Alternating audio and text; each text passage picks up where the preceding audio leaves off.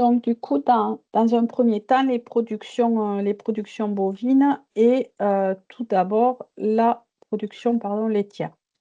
Donc, à chaque fois, c'est un peu le même schéma, hein, pour chaque production. On va partir d'un contexte mondial national pour arriver, à l'élaboration de nos hypothèses de travail et puis derrière, après, à nos simulations de résultats.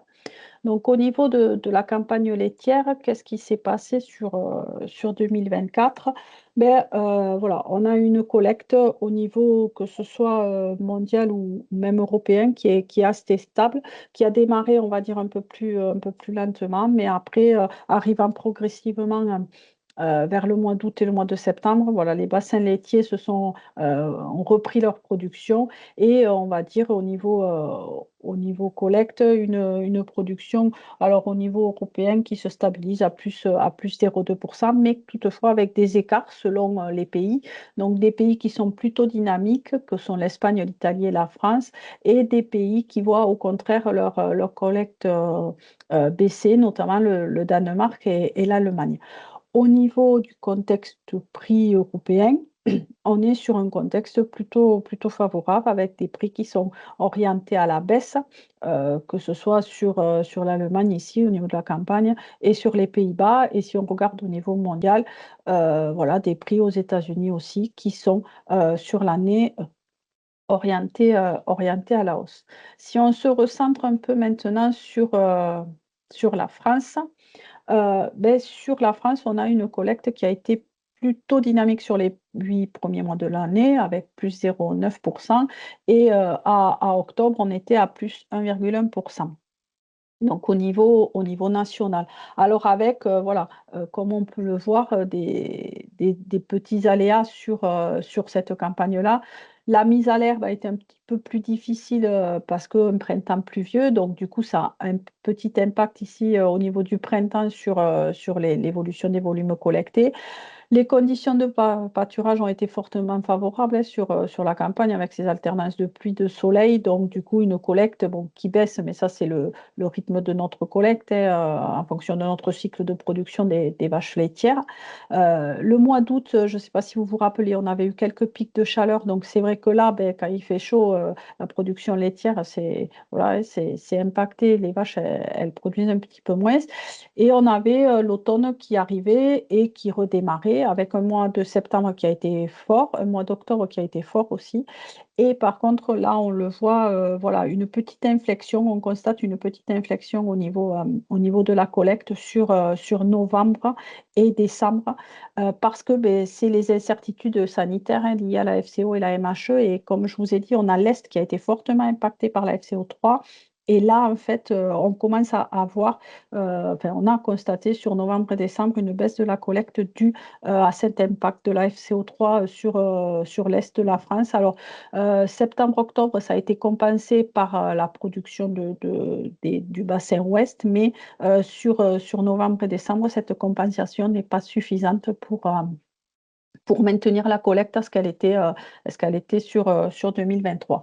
Si on regarde maintenant au niveau de notre région Occitanie, on a, la collecte sur cette campagne qui a baissé de 2,3 principalement, voilà, hein, on a un nombre de producteurs qui diminue, hein, on le voit, hein, au fil des campagnes, c'est assez récurrent là depuis qu'on fait cette présentation, donc de l'ordre de -7 mais par contre, on a quand même, des producteurs, qui voient leur production, progresser. Donc on a, la production par producteur qui progresse pardon de 5 ce qui fait que voilà, ça a moins ici, on a une collecte certes qui baisse, mais dans de moindres mesures vu que, au niveau de chaque, producteur, on a, en moyenne les producteurs qui produisent plus. Donc au regard de ce contexte-là, du contexte de la campagne, qu'est-ce qui s'est passé au niveau du prix? Donc au niveau du prix, ici nous avons, le prix du lait moyen, France Agrimaire, donc constaté dans les enquêtes laitières, hein, au fil des années. Donc en moyenne, on a terminé l'année 2023 476 € les millilitres, donc c'est le prix du lait, conventionnel. pardon, sur le 2023 à 2024, de janvier à septembre, on est sur une moyenne de 466 euros les millilitres. Si on étend jusqu'à octobre, on est à 468 euros les millilitres. Face à ça, on a ici notre échantillon, nous, comment il se comporte. Ben, en fait, on voit qu'on a la même évolution, hein, que les enquêtes France Agrimaire, et même on est très proche, puisque 2023, on était à 474 euros par millilitre. Donc, en fait, on a une campagne voilà, qui a démarré en dessous de 2023 et qui finit ben, comme 2023. Et si on regarde un peu plus les prévisions que peuvent faire le CNIEL ou autre, on est sur une fin de campagne qui serait ici, là, à la même hauteur que, de, que 2023, voire légèrement au-dessus sur la fin novembre-décembre. Donc, avec ceci, ben, on a établi, nous, des hypothèses de prix pour faire nos prévisions de résultats. Donc, on est parti voilà, sur une hypothèse mini à 472 euros les millilitres, une hypothèse moyenne à 479 euros les millilitres et une hypothèse maxi à 480 euros les millilitres. Au vu des différentes lectures que l'on peut avoir, hein, sur cette fin d'année, on serait plus voilà, sur une hypothèse moyenne à maxi sur qui s'est réellement pratiqué au niveau du prix du litre. Donc maintenant, ben, regardons ensemble ce qui s'est passé au niveau de nos bovins laitiers, de notre échantillon. Alors, on a choisi de changer la présentation de notre diapositive résultat.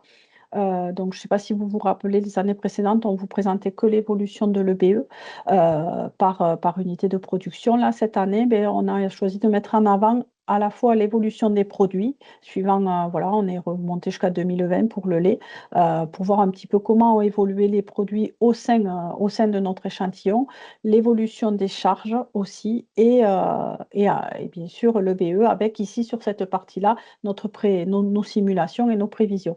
Et sur le dessous du graphique, on fait un rappel sur ben, l'évolution de l'EBE par unité de production. Donc, sur notre système laitier, on est au millilitre.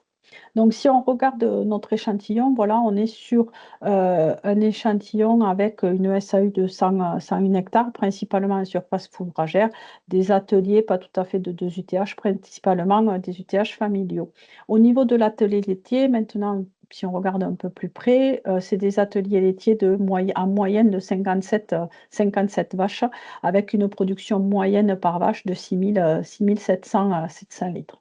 Donc, en regardant les hypothèses que l'on a prises, hein, voilà, qui sont issues de tout ce que je vous ai présenté précédemment en termes de contexte charge, contexte prix, on a sur notre échantillon des produits, donc qui seraient une projection de produits qui serait relativement stable, voire à la baisse par rapport à 2023, avec un niveau de produit à 277, un peu plus de 277 000 euros. Et au niveau des charges, on a une baisse des charges, donc qui passerait de 206 à peine un peu plus de 200 000 euros par exploitation. Alors, la baisse des charges, elle est impactée principalement par la baisse du post-aliment, hein, de moins 11%. Et toutefois, on a quand même, on dit que les charges baissent, mais globalement, au niveau de nos exploitations, on a une augmentation des charges de structure de 2%. Donc, quand on regarde les simulations d'EBE, ben, on aurait un EBE en hypothèse moyenne qui serait de l'ordre de 76 300 euros, globalement, avec une variabilité qui irait, suivant l'hypothèse de prix, de 70 000 à 80 000 euros en hypothèse maximum. Si on regarde ce que ça donne au 1000 litres, ben, on aurait un EBE moyen qui serait légèrement supérieur à ce qu'il était à 2023, donc à 208 euros les 1000 litres, et qui varierait entre 193 et 217 euros les 1000 litres. Donc, globalement, en termes de tendance, on a voilà, quelque chose de légèrement vu à la hausse, pardon, par rapport à 2023, mais dans le même ordre d'idée. que 2023.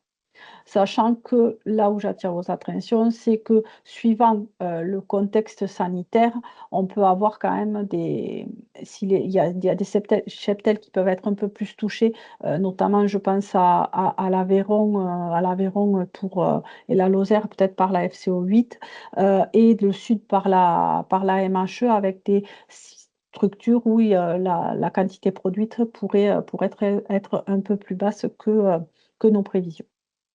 Voilà au niveau de notre simulation, bovin lait, on a fait, alors on n'a pas fait de simulation, mais on a pu fait un petit focus sur la filière, lait bio, qui concerne quand même, notre région aussi et donc juste pour faire un point sur le contexte, lait bio sur cette campagne-là. Donc on a un contexte de collecte qui progresse au niveau européen, notamment en Allemagne et en Autriche. Elle est plutôt en baisse sur les Pays-Bas et au niveau français, elle est en baisse sur les 7 premiers mois de l'année. On était à moins 4,4 de collecte et ce qui est confirmé sur notre région, Occitanie avec, un léger redémarrage, sur août-septembre avec une campagne qui redémarre tranquillement ici sur la fin de l'année. Au niveau des prix, on est sur des prix, qui sont en repli sur l'Allemagne. Alors pourquoi on vous parle de l'Allemagne? Parce que c'est vrai que, on a constaté dans nos prévisions et nos observations que la France, suivait, les tendances de l'Allemagne à 1 ou 2 ans près. On suivait les mêmes courbes. Donc du coup, c'est toujours intéressant de voir comment se situe ce pays. Donc, voilà, des prix qui baissent sur les 6 premiers mois de l'année. Par contre, au niveau de France et Occitanie, on le voit ici sur la courbe, voilà, la courbe 2024, beh, elle suit, vraiment mois le mois, la courbe 2023. Donc avec un prix moyen sur les 9 premiers mois de l'année qui était aux alentours de 482 € les millilitres. Si on regarde maintenant le contexte au niveau consommation du lait bio, ça fait plusieurs ans, enfin, ça fait 2 ans maintenant qu'on voit la consommation qui chute. Et effectivement, si on regarde, ici en volume, on a, voilà, une consommation qui diminue en termes de volume de produits, quels que soient les produits, que l'on soit sur du lait, sur du yaourt, ou sur du fromage. Donc c'est vrai des moins de consommation au niveau français. Par contre, des prix, eux, qui continuent leur progression, excepté, sur les yaourts où on serait sur une stabilité des prix.